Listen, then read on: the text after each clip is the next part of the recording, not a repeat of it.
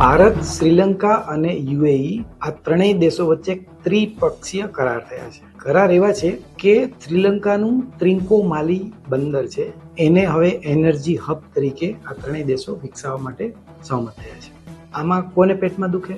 ના, અમેરિકાને નહીં, ચીનને. આજે આપણે વાત કરીએ ભારતની પોર્ટ ડિપ્લોમસી. નમસ્કાર. ચીને શ્રીલંકાનું હંબનટોટા બંદર 99 વર્ષના ભાડા પર લીધું ત્યારે ભારતને ચિંતા થઈ કારણ કે ભારતની આસપાસ ચીન એક પ્રકારનું ગાડીઓ કસતું જાય છે અને શ્રીલંકાની આર્થિક સ્થિતિનો લાભ ઉઠાવીને ચીને ત્યાં પગપેસારો કરી દીધો.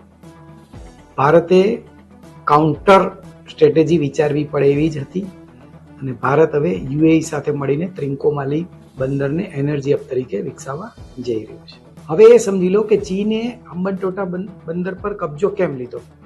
2017માં ચીન સાથે એણે કરાર કર્યા છે. આ બંદર લીઝ પર આપી $3.7 અબજ ત્યાં ચીને રોકાણ કર્યું છે. શ્રીલંકામાં અત્યાર સુધીનું આ સૌથી મોટું વિદેશી રોકાણ હતું. શ્રીલંકાએ એ રકમ ન ચૂકવી એટલે એણે 99 વર્ષની લીઝ પર આમ તો આંચકી લીધું છે. ચીની કંપનીએ આ હંબનટોટા બંદરમાં ઓઇલ રિફાઇનરી પણ શરૂ કરી છે. ચીન શ્રીલંકા વચ્ચે સતત જહાજોની અવરજવર પણ થવા માંડી છે.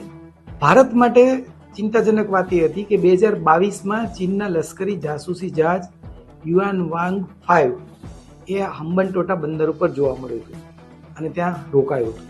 એ વખતે વિવાદ પણ થયો હતો, પણ અગાઉ જેમ થઈ છે એમ ચીને એવો સ્માર્ટ જવાબ આપ્યો કે આ જહાજ તો રિસર્ચનું કામ કરી રહ્યું છે.